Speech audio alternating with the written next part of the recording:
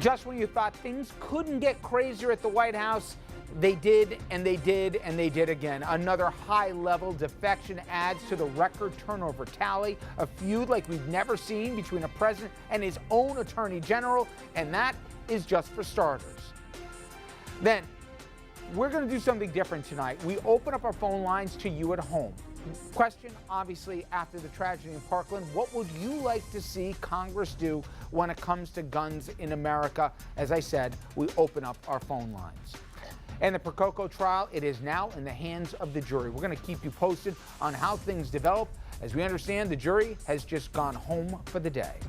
Evening, everybody, and welcome to RFL. I'm Richard French. Well, we've got a special program for you this evening because you're going to be a key part of it. Now, we are joining the national conversation on guns that in the wake of the shooting in Parkland, Florida, and a temperature that I haven't seen, not only calling for change, but seemingly a will to maybe do something. So we're going to ask you to tell us what you'd like to see Congress do. The toll-free number at the bottom of your screen, you see the toll-free number there, 888-766-2428. The phone lines are open now. And here's the question to you. What would you like to see Congress do about gun violence? Now, all this in the backdrop of more turmoil at the White House. It's like a soap opera, but without the cameras rolling, or at least some of the time. In just the past 24 hours, we've seen yet another top Trump aide leaving, another major feud that the president has started once again, drama with Jared Kushner and the Chief of Staff, John Kelly, and more. That's just in the past day. Here's what Anthony Scaramucci, of course you know him, the former communications director, the Mooch, he didn't even last 2 weeks, but that's not keeping him from having something to say about it. The morale's terrible. The reason why the morale's terrible is that the rule by fear and intimidation does not work in a civilian environment. And so here we are. It's messed up. It'll be up to the president to figure out if he wants to fix it or not. If he doesn't, well, the question is whether or not the president is contributing to the turmoil. I predict more departures. I predict more departures. And that comment about civilians, it's not a subtle swipe here at the Chief of Staff, John Kelly, the man who can the mooch. Now, here is Kelly speaking at the Homeland Security Department today. Now, this was his prior post. And tell me if this guy doesn't sound like somebody not exactly doing cartwheels. The last thing I wanted to do is walk away from one of the great honors of my life, being the Secretary of Homeland Security. But I did something wrong, and God punished me, I guess. Now, the woman who replaced the mooch is now on her way out. Communications Director Hope Hicks, she announced that she was leaving just a day after she testified before the House Intelligence Committee and told the panel reportedly that her job was sometimes to tell white lies. Reportedly after that, the president yelled at her and called her stupid and other terms, and that maybe was the accelerant to her saying, I'm out of here. Now, she's just the latest top official who is out the door. All the people on your screen have done the same thing. And again, we're just a little over a year into this administration. And check out the chart. Nearly a third of the White House staff has already left. That is a record, and twice as many defections as any recent administration. Then there's the president picking a fight with his own appointed attorney general.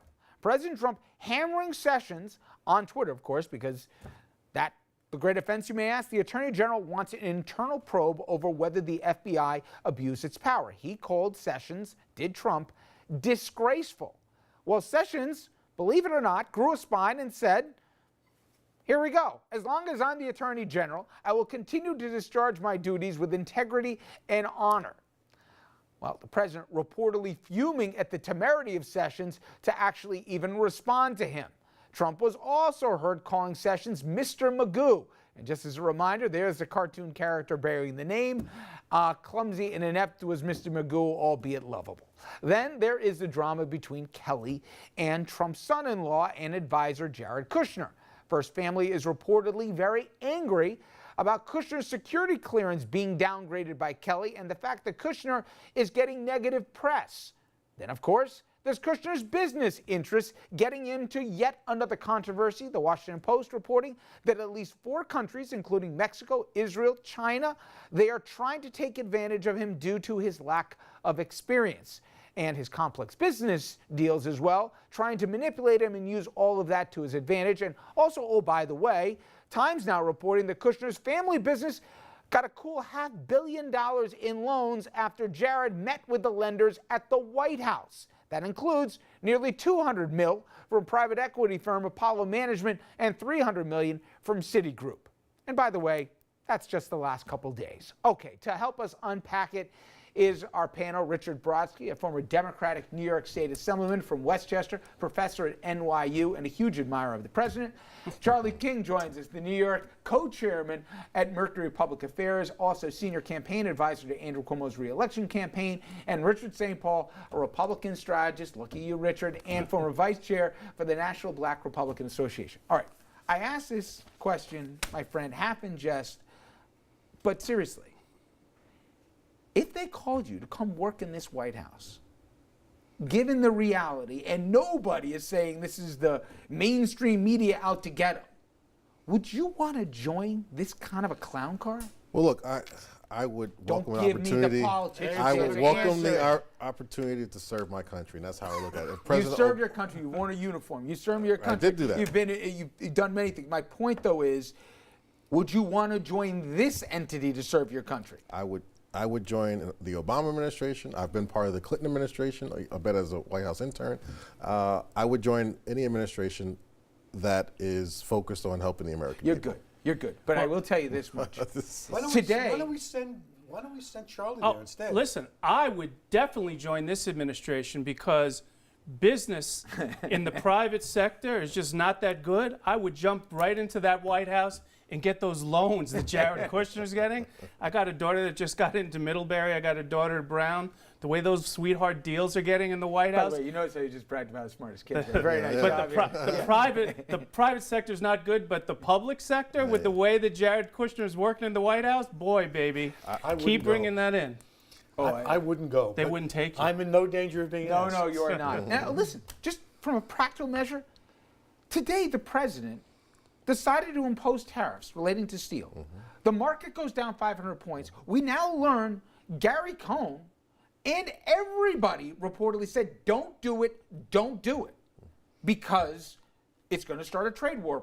This doesn't end with you just imposing tariffs willy-nilly. Went ahead and did it anyway. There's concerns that Cohn might say, what am I doing here? If they're not even going to listen to my counsel on this, why am I here?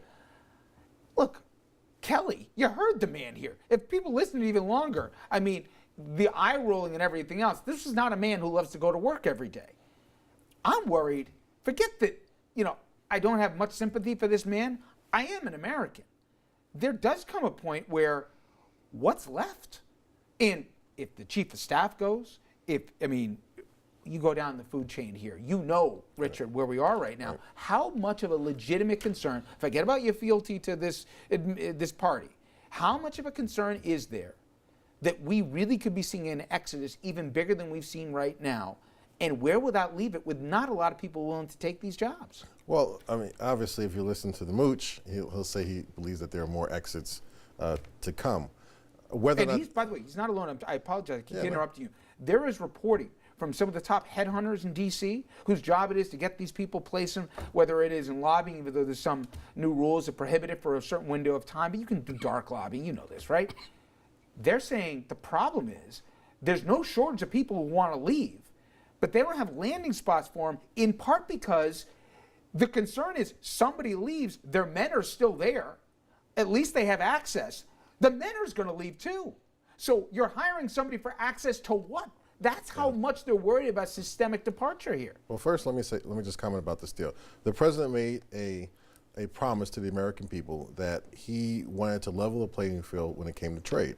He's acting on that promise, and it's not just, it is with the support of the American steel industry and the aluminum industry that he's doing that. So it's not like he's on an island by himself. Well, he's on an island. His party, by the way. Did you see what Senator Hatch and others said about this? And also the steel lobby is a very strong lobby.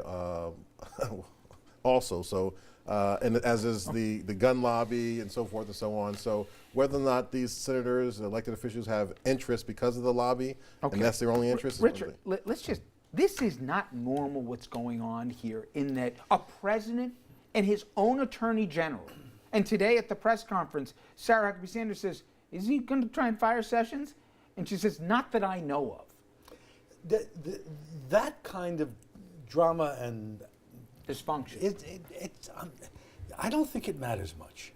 You don't think it matters that the Attorney General is being publicly ridiculed for, let's be clear, for maintaining the checks and balances that he's supposed to do? I'm not a man who's going to look at Jeff Sessions as a hero, in either in his tenure in the Senate I didn't ask you to, but aren't you scared what the president was trying to get him to do? What's interesting about what's happened this week is all the stuff that we're correctly talking about stepped on the really big story, the thing that ought to scare Democrats about Donald Trump, which is when he goes off the hard right-wing bandwagon. We're going to talk about that in a minute. But what I'm saying is that when he starts calling for gun safety legislation, he makes himself accessible to Americans who don't like him. The net result of all this other stuff is that story got stepped on. That's the political interest this week. He opened a door and then went around shutting it again without having to do so. Why should somebody care that this isn't just reality TV or a soap opera, that's a great ratings hit? Why should people care in terms of, for the country, regardless of your political party affiliation, this is not healthy for this country? The problem is, and you see it in poor, the other Richard, not the Richard that I have trouble with. I'm poor and I'm Richard. Well, you are poor Richard, but not the poor. But Richard struggling to make sense of something that is just nonsensical is that the White House is just in total disarray. And whether you like Donald Trump or you don't like him, it's a disaster. We're in tatters. Jared Kushner is running our foreign policy, and the White House calligrapher has greater security clearance than he does, and it's an embarrassment. Whether no matter what, and everyone's trying to struggle to keep that together, and we all wish the country well.